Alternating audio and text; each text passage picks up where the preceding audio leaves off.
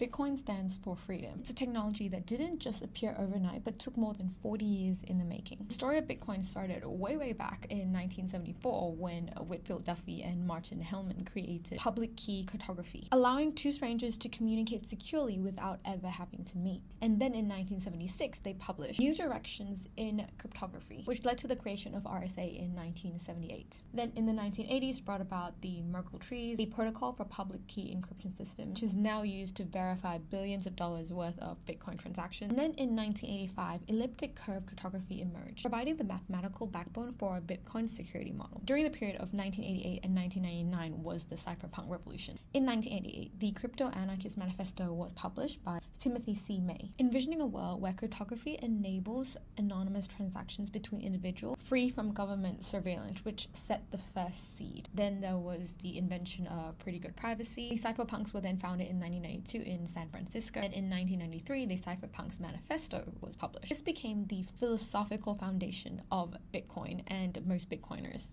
Foundation and philosophical understanding of why we need Bitcoin was being built at this time, but also the technological advances which allowed for Bitcoin to happen. In 1983, David Shom introduced blind signatures for untraceable payments, the first attempt at a digital currency. But in 1996, DigiCash launched eCash, which was essentially a centralized digital currency, which then failed. In 1997, Adam Back then created Hashcash. This would become the foundations of Bitcoin's mining algorithm. And then in 1998, these two proposals directly inspired Satoshi. Wei Dai's B-Money, a distributed electronic cash system using proof of work and community-verified ledgers, and Nick Scabo's BitGold.